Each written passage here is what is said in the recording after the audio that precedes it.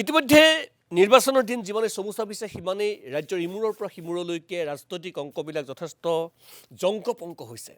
এফালে অগপ বিজেপিৰ মিত্ৰজোঁট, আনফালে বিৰোধী মিত্ৰজোঁট, নতুন নতুন সমীকৰণত নতুন নতুন ৰসায়নৰ সৃষ্টি হৈছে। প্ৰথমতে আমি শাসকীয় পক্ষলৈ আহিছোঁ। অসমজুৰি ইমূৰৰ পৰা সিমূৰলৈ বিজেপি অগপ কৰ্মীসকলৰ মাজত মতান্তৰৰ সৃষ্টি হৈছে। বৰহমপুৰৰ পৰা চিপাঝাৰলৈ উজনি অসমতো অগপ বিজেপিৰ মাজত আসন ভাগ বতৰাক লৈ যথেষ্ট মত পাৰ্থক্যৰ সৃষ্টি হৈছে। ইয়াৰ পিছতো কিন্তু দেখা পোৱা গৈছে নিজ অংকতেই ব্যস্ত আছে অগপ সভাপতি অতুল বৰা আৰু কাৰ্যকৰী সভাপতি কেশৱ মহন্ত। অসম গণ পৰিষদৰ সভাপতিক আসনৰ কথা সুধিলে কয় যি হ'ব ভালেই হ'ব। তৃণমূলৰ কথা অসম গণ পৰিষদৰ নেতৃত্বই শুনিবনে? চূড়ান্ত নেতৃত্ব সভাপতি কাৰ্যকৰী সভাপতিসকলে দুজনে শুনিবনে, নে নিজৰ অংক সম্পূৰ্ণ কৰি মুখ্যমন্ত্ৰীয়ে দিয়া আসনতে সীমাবদ্ধ থাকিব অসম গণ পৰিষদ? যিহেতু আমি উজনিৰ যদি আমি চাওঁ, উজনিৰ উত্তৰ পাৰৰ বিভিন্ন সমষ্টি চিচি বৰগাঁও, লখিমপুৰ, বিহপুৰীয়াকে আৰম্ভ কৰি বিশ্বনাথ সমষ্টি, এইপিনে লাহুৱা, চাবুৱাল,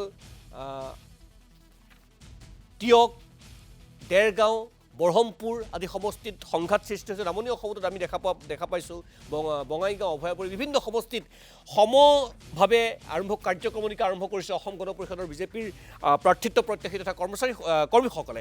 আৰু এই মুহূৰ্তত অসম গণ পৰিষদৰ এগৰাকী জ্যেষ্ঠ নেতা তথা প্ৰাক্তন মন্ত্ৰী জয়নাথ শৰ্মা আমাৰ লগত পোনপটীয়া সম্প্ৰচাৰত সংযোজিত হৈ আছে মঙলদৈৰ পৰা। শৰ্মা ডাঙৰীয়া, আপোনাক স্বাগতম জনাইছোঁ। চিপাঝাৰ সমষ্টিৰ আপুনি প্ৰাক্তন বিধায়ক, প্ৰাক্তন আপুনি মন্ত্ৰী, আৰু এইবাৰো আপুনি প্ৰাৰ্থিত্ব বিচাৰিছে আঞ্চলিক দলটোৰ পৰা। সমান্তৰালভাৱে ভাৰতীয় জনতা পাৰ্টীৰো তাত বৰ্তমান বিধায়ক আছে আমি দেখা পাইছোঁ, আৰু কেইবাজনো প্ৰাৰ্থিত্ব প্ৰত্যাশী আছে আমি জানিব পাৰিছোঁ। মই এই মুহূৰ্তত আপোনাৰ কথা জানিব বিচাৰিছোঁ যে অসম গণ পৰিষদ দলৰ এগৰাকী জ্যেষ্ঠ নেতা হিচাপে প্ৰথম চিপাঝাৰ সমষ্টিৰ কথা আমি শুনোচোন শৰ্মা ডাঙৰীয়া।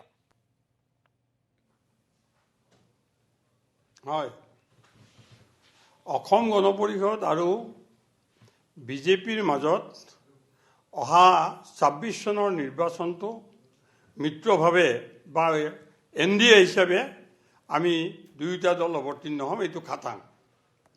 আৰু অসম গণ পৰিষদে বা বিজেপিয়ে দুয়োটা দলৰ কেন্দ্ৰীয় নেতৃবৃন্দৰ মাজত আনুষ্ঠানিকভাৱে যি আলোচনা হ'ব, সেই আলোচনাৰ যি চূড়ান্ত সিদ্ধান্ত হ'ব, সেই সিদ্ধান্ত অনুসৰিয়ে আমি কোন কোন ঠাইত অসম গণ পৰিষদ দলৰ পৰা আমি প্ৰতিদ্বন্দ্বিতা কৰিম সেই কথাটো নিৰ্ণয় হ'ব।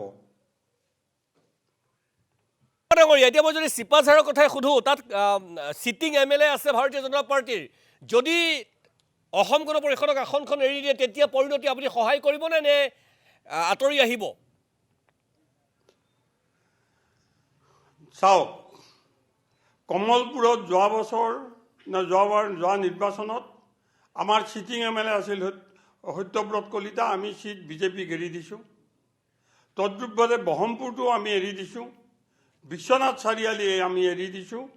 গতিকে যেতিয়া এটা মিত্ৰজোঁটৰ বা মিত্ৰজোঁটৰ কথা আহে আলোচনাত, সেই আলোচনাত এটা সিদ্ধান্ত হয়, আৰু সেই সিদ্ধান্তত যি হ'ব সেই হিচাপে দলৰ নিয়মানুৱৰ্তিতা বা শৃংখলা ৰক্ষা কৰি আমি বিষয়ববীয়াসকলে বা কৰ্মীসকলে সেই ধৰণে আমি দলীয় সিদ্ধান্তক আমি মান্যতা দিব লাগিব, আৰু সেই মান্যতা দিয়েই আমিও আগবাঢ়িম চিপাঝাৰত। শৰ্মা ডাঙৰীয়া, মই পোনপটীয়াকৈ সুধিছোঁ যে আপুনি কোৱা কথাখিনি এগৰাকী দলীয় কৰ্মী বা নেতা হিচাপে দলৰ গণ্ডিৰ ভিতৰত থাকি আপুনি ঠিক কথাই কৈছে, কিন্তু আমি দেখা পাইছোঁ যে বহুকেইটা সমষ্টিত মত পাৰ্থক্যৰ সৃষ্টি হৈছে। বহুকেইটা সমষ্টিৰ বিধায়কে বা নেতাই মুকলিকৈয়ে অসম গণ পৰিষদৰ বিৰুদ্ধাচৰণ কৰিছে। আনকি মই নামেই কৈ দিছোঁ মুকলিভাৱে, বৰহমপুৰৰ বিধায়ক জিতু গোস্বামীয়ে আপোনালোকক এক প্ৰকাৰ অত্যন্ত বেয়া ব্যৱহাৰ কৰিছে, যে আপোনালোকৰ সভাপতিৰ ভাষণো নুশুনো বুলি কৈছে। এই ধৰণৰ তুচ্ছ তাচ্ছিল্য মন্তব্য কৰিছে, যিটো আচলতে মিত্ৰতা ধৰ্মত শোভা নাপায়।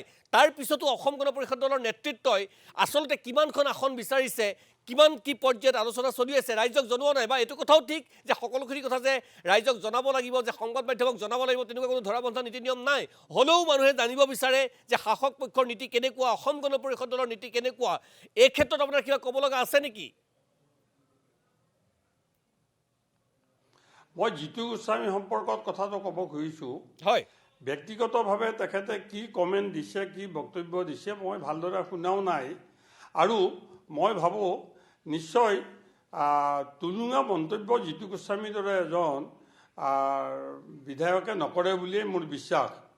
আৰু আমাৰ অসম গণ পৰিষদ দলৰ তৰফৰ পৰা আমি যোৱাবাৰ যি 29টা ছিটত আমি প্ৰতিদ্বন্দ্বিতা কৰিছিলোঁ, এইবাৰ আমি 29টাতকৈ এটা হ'লেও বেছিকৈ আমাক লাগিব বুলি আমি কেন্দ্ৰীয়ভাৱে আমাৰ দলৰ তৰফৰ পৰা আমি দাবী উত্থাপন কৰিছোঁ। আৰু কোনোবা এটা সমষ্টিত AGPয়ে টিকেট বিচাৰিব পাৰে, AGPক লাগে বুলি ক'ব পাৰে, বিজেপিও ক'ব পাৰে। গতিকে AGP আৰু বিজেপিৰ ফালৰ পৰা দুয়োটা দলৰ ফালৰ পৰা দাবী থকাটো এটা স্বাভাৱিক কথা। আৰু শেষত গৈ যিটো সিদ্ধান্ত হ'ব দুয়োটা দলৰ কেন্দ্ৰীয় নেতৃবৃন্দৰ মাজত হোৱা বা হ'বলগীয়া যি আনুষ্ঠানিক আলোচনা, এই আনুষ্ঠানিক আলোচনাত যি সিদ্ধান্ত হ'ব সেই সিদ্ধান্ত মতে চলিবৰ কাৰণে অসম গণ পৰিষদৰ বিষয়ববীয়াসকল বা অসম গণ পৰিষদৰ কৰ্মীসকল সেই ধৰণেহে চলিব বুলি মোৰ বিশ্বাস। সৰ্বানগৰীয়া, মই অন্তিমটো প্ৰশ্ন কৰিছোঁ, আপোনাৰ পৰা বেছি সময় নলওঁ। চৰ্চা চলিছে, মই চৰ্চা চলিছে বুলি কৈছোঁ যে শেহতীয়াকৈ ভাৰতীয় জনতা পাৰ্টীৰ তাত বিধায়ক আছে আৰু শেহতীয়াকৈ দেখা পোৱা গৈছে কোচ ৰাজবংশী এগৰাকী প্ৰভাৱশালী যুৱ নেতা প্ৰণৱ নাৰায়ণ দেৱক মঙলদৈৰ পৰা আনি চিপাঝাৰত সংস্থাপিত কৰা হৈছে আৰু চৰ্চা চলিছে। আপুনি যিহেতু দিলীপ শইকীয়াকো কালি লগ পাইছে, কিবা কাৰণত যদি অগপৰ দ্বাৰা সমষ্টিটোৰ অংক নিমিলে জয়নাথ শৰ্মাই হেনো গেৰুৱা বাসনো পিন্ধিব পাৰে, কিমান দূৰ সত্য? সেইবোৰ আপোনালোকৰ আনুমানিক কথা।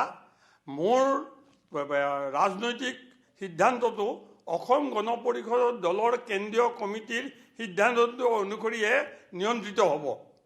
অনুমানৰ ওপৰত কোনো কথা নিয়ন্ত্ৰিত নহয়। অসম গণ পৰিষদ আৰু বিজেপিৰ মাজত আমি মিত্ৰতাত আছোঁ। গতিকে তেওঁলোকৰ বিষয়ববীয়া অসম গণ পৰিষদ দলৰ কাৰ্যালয়লৈ বা আমাৰ সভাপতি কাৰ্যকৰী সভাপতি অতুল বৰা ডাঙৰীয়া বা কেশৱ মহন্তক লগ ধৰা আৰু মই মঙলদৈ দৰং আৰু ওদালগুৰি সাংসদীয় সমষ্টিৰ আমাৰ যিগৰাকী সাংসদ তেখেতক মই যিহেতু মোৰ নিজৰ সমষ্টিৰ তেখেত MP, গতিকে মই তেখেতক লগ হোৱাটো তেখেতৰ লগত কথা পতাটোহে অন্য কথা কোনোবাই অনুমান কৰিব পাৰে। এইবোৰ কথা উৰা বাতৰি বা এটা ধাৰণাহে মাত্ৰ।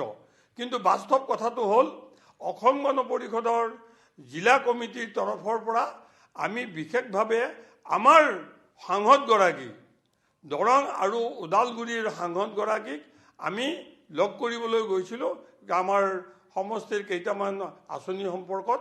আৰু তাতে তেখেতৰ লগত আলোচনা কৰোঁতে নিশ্চয় আমাৰ অহা নিৰ্বাচনৰ বিষয়টো আলোচনা হৈছে। এতিয়া এইখিনি কথাকে মানুহে বাহিৰৰ পৰা যিসকল তাত উপস্থিত থকা নাছিল সেইসকলে এটা আনুমানিক কৰি কিছুমান কথা উলিয়াই ফুৰিছে। এইবোৰ কথাৰ কোনো ভিত্তি নাই, মাত্ৰ এটাই ভিত্তি আছে। অসম গণ পৰিষদ আৰু বিজেপিয়ে NDA হিচাপে আমি অহা 26ৰ নিৰ্বাচন আমি খেলিম।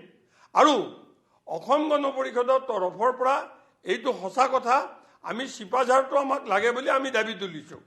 আৰু দাবী এতিয়া নহয়, আমি যোৱা 3 বছৰ ধৰি এই দাবী উত্থাপন কৰি আহিছোঁ।